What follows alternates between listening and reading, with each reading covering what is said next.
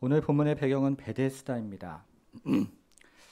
유대인의 명절이 되었을 때 예수님은 예루살렘으로 올라가셨고 그곳에 있는 연못인 베데스다를 방문하셨습니다. 이렇게 오늘 본문의 배경은 예루살렘에 있는 베데스다 연못인 것입니다. 근데 오늘 본문은 다른 본문들과 다르게 매우 특별한 장치가 하나 있습니다. 여러분 3절의 일부와 4절이 괄호로 되어 있는 것을 한번 찾아보겠습니다. 3절에서요. 물의 움직임을 기다리니 이는 천사가 가끔 못에 내려와 물을 움직이게 하는데 움직인 후에 먼저 들어가는 자는 어떤 병에 걸리든지 낫게 되밀어라. 이 부분이 괄호로 되어 있습니다. 여러분 이 부분이 괄호로 되어 있는 그 이유가 무엇이겠습니까? 이 부분이 괄호로 되어 있는 것은 이 부분이 오늘 본문의 저자인 요한의 생각이나 요한의 믿음이 아니라 당시 베데스다 사람들이 믿고 있었던 소문이기 때문에 이 부분이 괄호로 되어 있는 것입니다. 그러니까 3절의 일부와 4절이 괄호로 되어 있는 이유는 당시 베데스다 지방에 떠돌아다니는 소문을 괄호로 처리를 한 것입니다. 베데스다 지방에 이런 소문이 있었습니다. 천사가 가끔 연못에 내려와서 물을 움직이는데 그때 어떤 사람이든지 먼저 들어가는 사람은 어떤 병에 걸려있든지 나음을 받는다 하는 그런 소문이었던 것입니다. 당시 베데스다 사람들은 과학적인 지식이 거의 없었기 때문에 이 소문을 그대로 믿었던 것입니다. 그리고 이 소문을 믿는 사람 중에서는 38년 된 병자도 있었습니다. 이 병자는 예수에게 이렇게 이야기합니다. 여러분 5절부터 7절을 한번 보겠습니다. 5절부터 7절 오늘 본문 다시 한번 읽어보겠습니다. 시작. 거기 38해 된 병자가 있더라. 예수께서 그 누운 것을 보시고 여기 벌써 오래 병자하시고 이르시되 내가 낫고자 하느냐. 병자가 대답하되 주여 물이 움직일 때 나를 못에 넣어주는 사람이 없어 내가 가는 동안에 다른 사람이 먼저 내려가나이다. 이 38년 된 병자는 천사가 내려와서 물을 움직일 때에 먼저 연못에 들어갈 수 없어서 병이 나을 기회가 없다고 예수님에게 지금 이야기를 하고 있는 것입니다. 그러니까 38년 된 병자도 이 소문을 아주 굳게 믿고 있었던 것입니다. 몇 해 전에 승자독식 사회라는 책이 나왔습니다. 아마 읽어보신 분들이 계실 텐데요. 이 책의 핵심 주제는 이렇습니다. 그전까지 소득의 분배가 20대 80으로 이루어졌는데 오늘날의 사회는 이 소득의 분배가 1대 99로 이루어지는 사회가 되었다 하는 것이 이 책의 요지입니다. 한 명의 승자가 사회 안에 있는 모든 부와 권력을 독식하는 사회가 되었다는 것입니다. 승자 독식 사회입니다. 이 책 안에 죄수의 딜레마라는 예가 있는데요. 이런 내용이 있습니다. 잘 한번 들어보십시오. 어느 날 경찰이 두 명의 공범을 잡아서 각각 독방에 가두었습니다. 유죄 판결을 받으면 두 사람 모두 20년의 감옥에서 보내야 합니다. 그런데 문제는 검찰이 확보하고 있는 증거가 충분하지가 않아서 1년밖에 감옥에 넣지 못한다는 것이었습니다. 여기서 담당 검사의 고민이 시작이 됩니다. 담당 검사가 고민을 거듭하다가 두 용의자에게 이런 제안을 합니다. 만일 당신이 범행을 자백하고 상대방이 침묵을 하면 당신은 석방이 될 것입니다. 그러나 반대로 만일 당신이 침묵을 하고 옆에 방에 있는 공범이 자백을 한다면 당신은 20년형을 선고받을 것입니다. 이렇게 이야기를 합니다. 그리고 만일 당신과 옆에 있는 공범이 둘 다 자백을 하면 두 사람 모두 5년형을 살게 될 것입니다. 이런 제안을 하는 것입니다. 여러분 이런 경우에 최상의 시나리오는 무엇입니까? 내가 자백을 하고 상대방이 침묵을 하는 것입니다. 내가 자백을 하고 상대방이 침묵을 하면 나는 석방이 됩니다. 그러나 반대로 최악의 시나리오는 무엇입니까? 내가 침묵을 하는데 상대방이 자백을 하는 것입니다. 내가 침묵을 하는데 상대방이 자백을 하면 나는 20년을 감옥에서 살아야 하는 것입니다. 그런데 보통 이런 경우에 어떤 결과가 나오겠습니까? 이런 경우에는 10중 8구 죄수들이 모든 공모들을 다 털어놓습니다. 그뿐이겠습니까? 없는 죄까지 만들어서 상대방에게 뒤집어 씌우는 것입니다. 무슨 말입니까? 오늘날 우리 사회가 그렇다는 것입니다. 오늘날 우리 사회는 모두가 손해를 보는 방식으로 경쟁을 합니다. 예를 들면 동아시아에서 벌어지는 군비 경쟁이 그렇습니다. 우리나라와 북한의 경우만 봐도 그렇습니다. 남북한이 평화협정을 맺어서 모두 무기를 만들지 않으면 모두에게 이익인데요. 상대방이 어떻게 나올 줄을 몰라서 모두 무기를 만드는 데 열심을 냅니다. 그러다 보니 모두가 손해를 보는 것입니다. 지금 한국 사회가 그렇다는 것입니다. 한국 사회가 모두 손해를 보는 방식으로 경쟁을 하는 것입니다. 이렇게 오늘날의 사회에 대해서 좀 더 통찰을 저에게 주는 책이 피로사회라는 책이 있습니다. 이 책을 읽어보신 분도 계실 것입니다. 이 책은요, 독일 대학교에서 교수로 일을 했던 한병철이라는 한국인 교수가 독일 말로 2010년도 가을에 독일에서 출간을 한 책인데요. 출간 당시에 독일의 주요 언론에서 서평을 썼던 아주 훌륭한 수작입니다. 이것이 다시 2012년도에 한국말로 번역이 되어서 2012년도 올해의 책으로 선정이 된 아주 중요한 철학 비평서입니다. 책이 두껍지 않은데요. 오늘날의 우리의 사회를 매우 예리하게 진단하는 아주 중요한 책이라고 생각이 됩니다. 제가 잠시만 그 내용을 소개를 해보겠습니다. 이 책은 오늘날의 사회를 성과사회라고 이야기를 합니다. 오늘날의 사회가 성과에 매어 달리는 사회가 되었다는 것입니다. 이전 사회는 규율사회였습니다. 정해진 규율에 따라서 노동을 했고 정해진 규율에 따라서 생산활동에 참여를 했습니다. 정해진 규율에 따라서 산업활동에 참여를 했고 정해진 규율에 따라서 사회활동에 참여를 했습니다. 이 같은 규율사회에서 벗어나 오늘날은 성과사회가 되었다 하는 것입니다. 이 과정에서 한 개인은 개인을 강요하고 그리고 그 개인을 강제하는 규율에서 벗어나 자유롭게 되었다라고 이야기를 하는 것입니다. 그러면 오늘날을 사는 개인이 이전 사회의 개인보다 더 실제로 자유롭게 되었는가 하는 것입니다. 이 책의 저자는 그렇지 않다고 이야기합니다.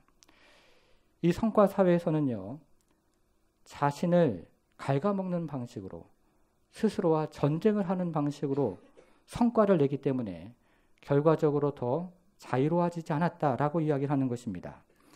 정해진 규율은 없어졌습니다. 정해진 법칙도 없어지고 그리고 정해진 규율도 없어졌습니다. 그러나 성과사회에서는 스스로를 갉아먹는 방식으로 전쟁을 하면서 스스로와 싸우면서 성과를 내기 때문에 이전 사회보다 결과적으로 자유롭지 못하다는 것입니다. 제가 새해부터 좀 어려운 말씀을 드리는데요. 이해가 되셨는지 모르겠습니다. 제가 2008년도에 제자반에서 가르쳤던 한 형제가 있었습니다.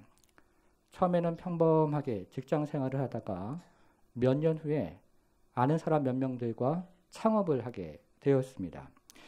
핸드폰 케이스 회사를 창업을 했는데요. 요즘 젊은이들로 말로 하면 이 회사가 대박이 났습니다. 이 회사가 거듭 성장을 해서 세계에서 몇 손가락 안에 드는 핸드폰 케이스를 만드는 회사가 된 것입니다. 제가 2년 전에 이 형제의 가정을 방문한 적이 있는데요.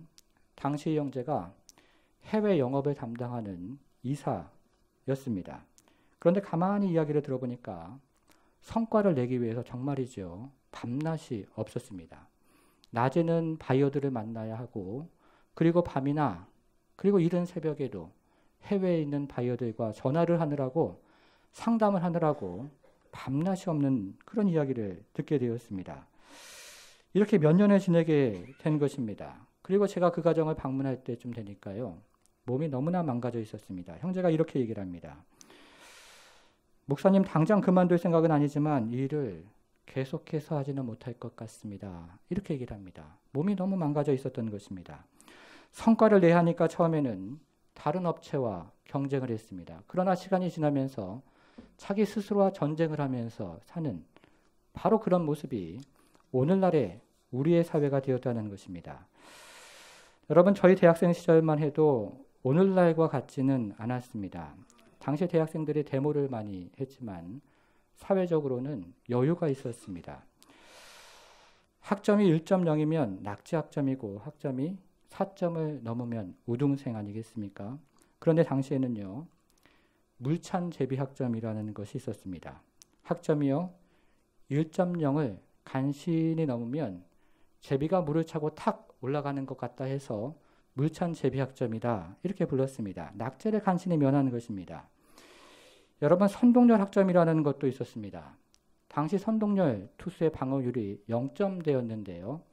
학점이 1점을 넘지 못하고 0점대에 있으면 선동열 투수의 방어율과 비슷하다 해서 선동열 학점이다, 이렇게 불렀던 것입니다. 낙제점인 것이죠. 007 학점도 있었습니다. 들어보셨습니까? 007 학점. 모든 과목에서 다 F를 받고요. 그런 다음에 교론에서 C를 맞으면 학점이 기적적으로 0.07이 나오게 되어 있습니다. 왜 교론이 C냐? 교론이 C를 맞으면 당시에 군대에 강제 징집의 대상이 되었기 때문에 교련은 D나 F를 받을 수 없고 C를 받게 되었던 것입니다. 이렇게 당시에는 학생들마다 F학점이 굉장히 많았습니다. 그래서 한 학기에 F학점이 2개면 쌍권총이라고 했죠. 그리고 여러 개면 연발총, 다발총, 기관총, 이렇게 불렀던 시절이 있었던 것입니다. F학점이 굉장히 많았습니다. 그런데 당시에는 이렇게 F학점이 있어도 취업하는 것이 그리 어려운 시절이 아니었습니다. 저는 사범대학교 출신인데요. 당시만 해도 교사 되는 것 그리 어렵지 않았습니다. 조금만 노력하면 교사가 되고 싶은 사람은 교사가 될 수 있었고, 조금만 노력하면 취업을 하고 싶은 사람은 취업을 할 수가 있는 그런 시절이었던 것입니다. 여러분, 그런데 오늘날은 어떻습니까? 사회가 너무나 어려워졌습니다. 분명한 것은 전체 사회가 서로 유익이 되지 않는 방식으로 경쟁을 한다는 것입니다. 스스로와 전쟁을 하는 방식으로 성과를 내는 그런 사회가 되었다는 것입니다. 여러분, 그러면 오늘날 우리 사회에서 놓치고 있는 것이 무엇이겠습니까? 오늘날 우리 사회에서 놓치고 있는 것은 사색입니다. 생각하는 것입니다. 한병철 교수는 그것을 깊은 심심함이다, 이런 말로 표현을 합니다. 여러분, 생각하는 힘이 얼마나 중요합니까? 제가 예를 한번 들어보겠습니다. 징기스칸이 인류 역사에 공헌한 것이 더 많습니까? 아니면 루터의 로마서 사색이 인류 역사에 공헌한 것이 더 많습니까? 후자인 것입니다. 우리는 보통 건물이 올라가고 자동차가 만들어지고 비행기가 개발이 되면 그러면 세상이 좋아졌다, 이렇게 얘기를 합니다. 그러나 건물이 올라가고 자동차가 만들어지고 비행기가 만들어진 것은 세상이 편리해진 것이지 진정으로 행복해진 것이거나 진정으로 성장한 것은 아니라는 것입니다.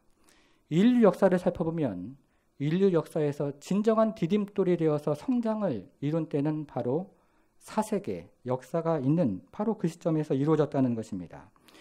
깊은 심심함을 통해서 진정한 성장이 이루어지는 것입니다. 제가 다른 때와는 다르게 우리 사회에 대한 이야기를 지금 많이 하고 있는데요. 지금 제가 드리는 이 이야기가 얼마나 공감이 되는지 잘 모르겠습니다. 이것이 나와 무슨 상관이 있나, 이렇게 반문을 하실 수도 있습니다. 그러나 우리가 살고 있는 오늘날의 대한민국 사회에 대해서 알아야 합니다. 우리 자녀들이 자라야 하는 교육 환경에 대해서 알아야 하는 것입니다. 오늘날 대한민국 사회가 놓치고 있는 것은 생각하는 힘입니다. 사색인 것입니다. 깊은 심심함입니다. 여러분, 오늘날 대한민국 사회에서 심심한 것은 죄악입니다. 심심한 것은요, 실패자들의 상징처럼 된 사회가 우리 사회입니다. 그래서 오늘날 우리 사회에서 가장 높은 평가를 받는 사람들은 활동가입니다. 멀티태스킹 능력을 가지고 다방면에 성과를 내면서 활동이 왕성한 사람이 오늘날 우리 사회에서 높은 평가를 받는 것입니다. 그러나 여러분, 역사를 되짚어보면 가장 원시적인 사회일수록 멀티태스킹 능력을 높이 평가를 했습니다. 여러분, 수렵사회를 한번 생각해 보십시오. 수렵사회에서는 사냥을 하면서 동시에 여러 가지 일을 해야 했습니다. 사냥을 합니다. 동시에 경쟁자가 접근하지 못하도록 경계를 해야 합니다. 동시에 자녀들을, 새끼들을 돌보아야 합니다. 원시 사회일수록 멀티태스킹 능력을 갖춘 활동가가 높은 평가를 받았다는 것입니다. 이런 사회에서는요, 진정한 의미의 성장이 없습니다. 진정한 의미의 발전이 없는 것입니다. 오늘 본문이 사실은 그와 같은 이야기를 하는 것입니다. 여러분 다시 한번 3절 하반절과 4절을 한번 보겠습니다.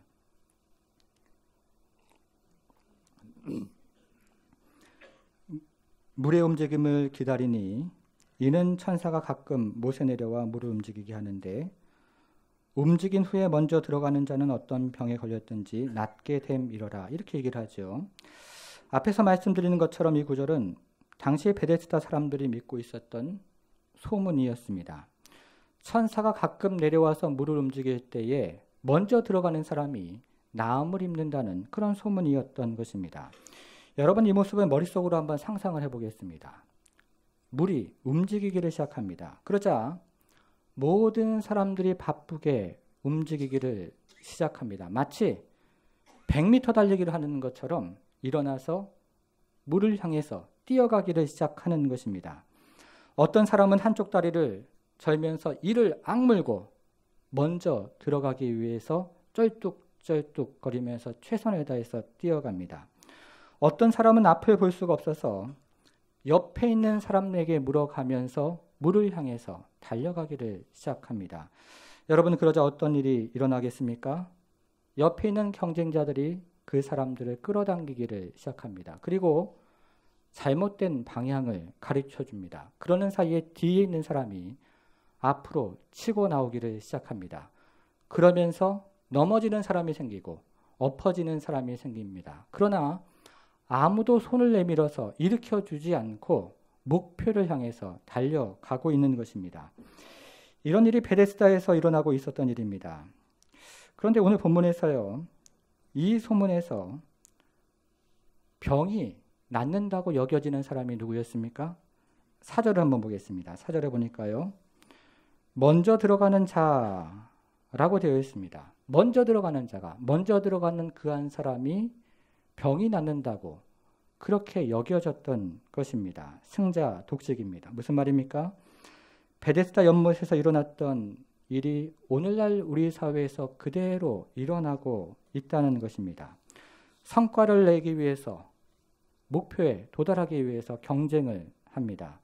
잘못된 방향을 알려주고 앞서가는 사람을 잡아 끌기도 하고 그러는 사이에 넘어지기도 하고 엎어지기도 합니다. 그러나 아무도 손을 내밀어 주지 아니하고 오히려 그 사람들을 밟고 지나가는 것입니다.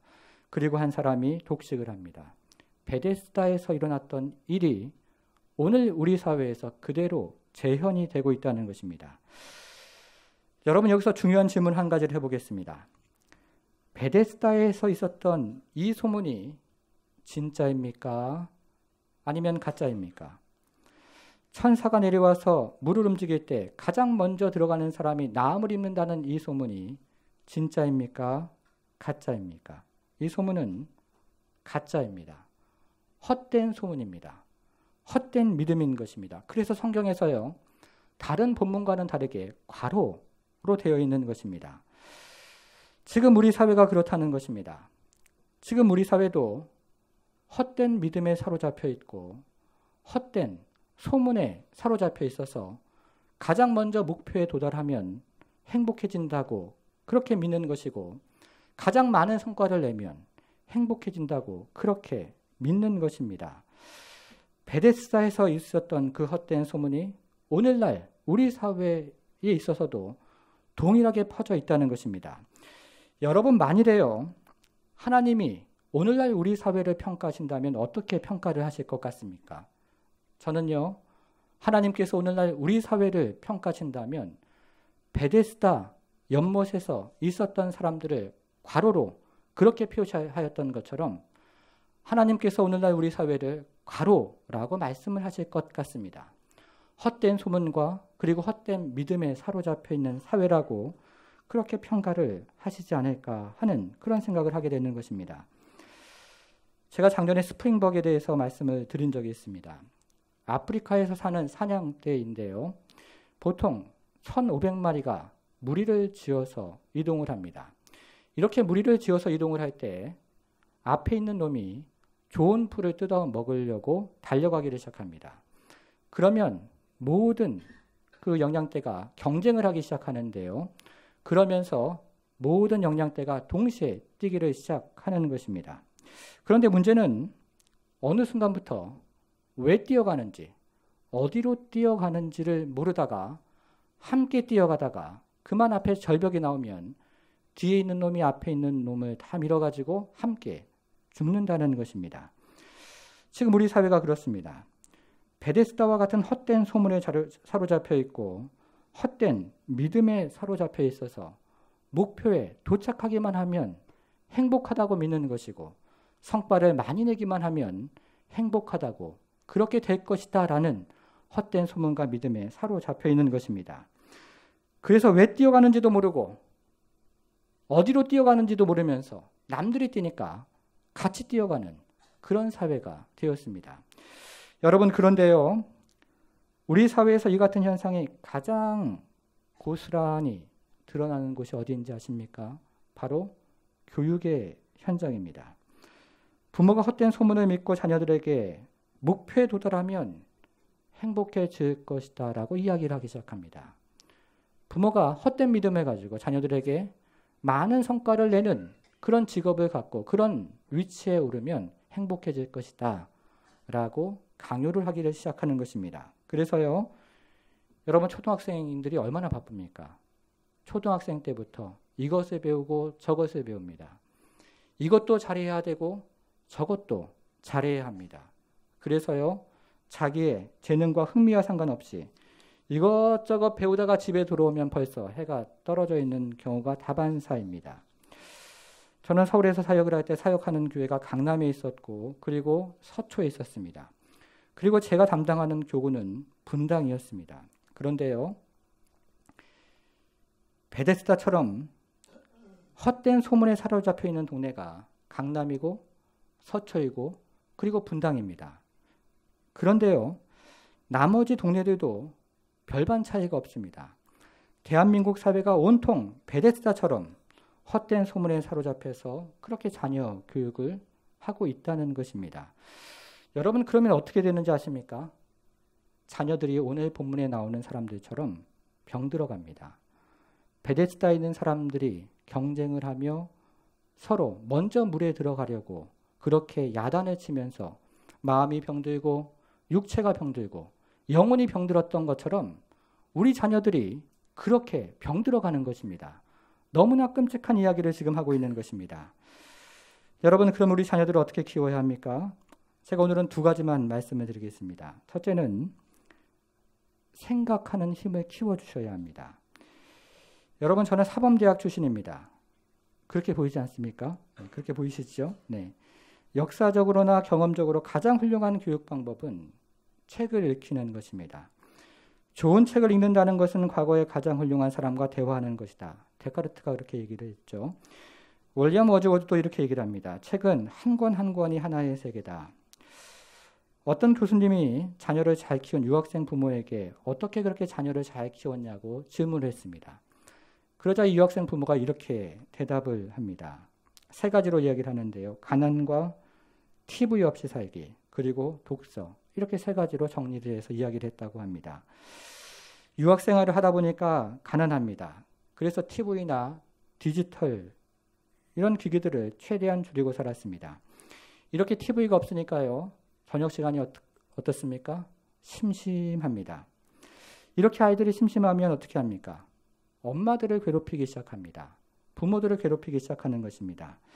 그런데 이때 부모가 보이는 반응이 굉장히 중요합니다. 너가 알아서 너 혼자 놀아, 이렇게 얘기하는 것이 아니고 놀아주는 것입니다. 그리고 함께 책을 읽어주는 것입니다. 아이들과 책을 읽고 이런저런 이야기를 나누기를 이 가정이 시작했습니다. 금요일이나 그리고 토요일이 되면 아빠가 학교에 가서 또 도서관에 가서 공부하는 그곳에 가서 놀기도 하고, 또 놀다 보면 심심하니까 그 도서관에 들어가서 함께 책을 읽기도 했던 것입니다.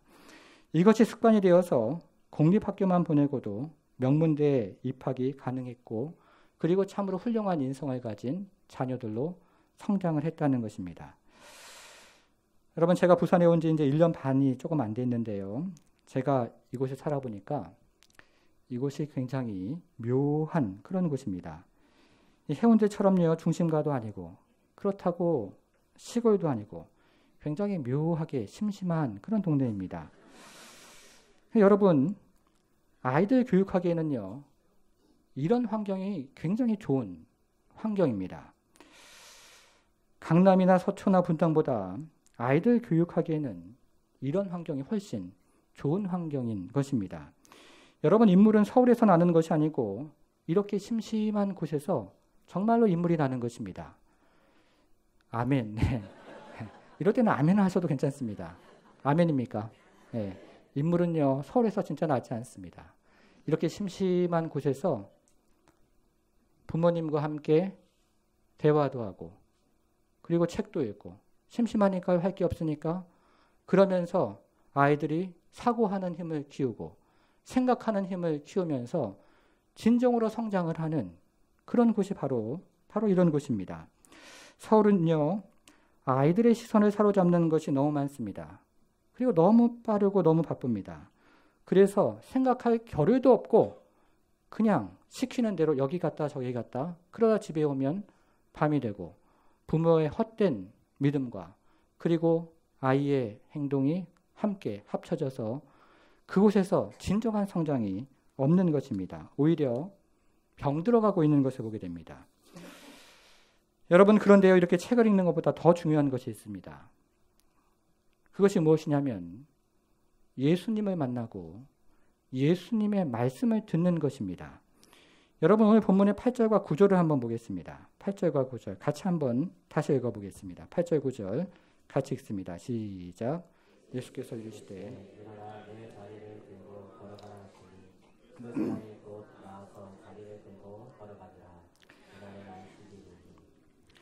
베데스다 지방에 있는 천사가 내려와서 물을 움직일 때에 먼저 들어가는 사람이 나음을 입는다는 소문이 있었습니다. 여러분, 그러면 물에 가장 먼저 도착한 사람이 정말로 나음을 입었는가 하는 것입니다. 목표에 도착한 그 한 사람이, 성과를 내는 그 한 사람이 정말로 그 인생이 행복했는가 하는 것입니다. 그렇지 않습니다. 헛된 소문일 뿐이고 헛된 믿음일 뿐인 것입니다. 인생은 그렇게 해서 행복해지는 것이 아닌 것입니다. 영혼에 있는 큰 공허함은 그렇게 채워지는 것이 아니라는 말씀입니다. 예수님을 만나고 예수님의 말씀을 들어야 그 인생이 진정으로 행복한 인생이 되는 것이고 그 인생이 진정으로 복된 인생이 되는 것입니다. 여러분, 38년 된 병자가 어떻게 나음을 입었습니까? 9절을 한번 보겠습니다. 9절 보니까요, 그 사람이 곧 자리를 들고 어떻게 했습니까? 걸어가니라. 나음을 입었던 것입니다. 어떻게 나음을 입었습니까? 8절을 보겠습니다. 예수께서 이르시되 일어나 내 자리를 들고 걸어가라 하시니 예수 만나는 것입니다. 이 사람이 예수를 만나고 예수의 말씀을 듣고 나음을 입고 인생의 의미가 무엇인지를 발견하고 진정으로 행복한 그런 예배자가 된 것입니다. 사랑하는 성도 여러분, 저는 저희 자녀들에게 능력이나 재능이나 그리고 물질이나 이것이 필요하지 않다는 말씀을 드리는 것이 아닙니다. 필요합니다. 중요합니다. 그러나 그것보다 더 중요한 것은 예수 만나는 것입니다. 예수 만나고 예수님의 말씀을 듣는 것입니다. 정말로 예수를 만나고 예수님의 말씀을 들으면 그 인생이 행복해지고 의미가 생기고 목표가 생기고 그러면서 그 안에 큰 기쁨과 큰 확신을 가지고 하나님의 사람으로 한평생 의미 있게 살아가는 것입니다. 사랑하는 성도 여러분, 우리 자녀들이 가장 중요한 것은 예수님을 만나고 예수님 말씀 바로 듣는 것입니다. 그래야 자녀들이 행복해질 수 있고 그래야 자녀들이 의미를 가지고 살아갈 수가 있는 것입니다. 올 한 해 우리 자녀들이 예수님 만나는 한 해가 되기를 바랍니다. 우리 자녀들이 예수님 만나고 예수님 말씀 듣고 그 앞에 순종할 때 하나님께서 인도하시고 보호하시며 그래서 감람나무의 열매처럼 하나님께서 열매를 주시는 그런 복된 한 해가 되기를 바랍니다.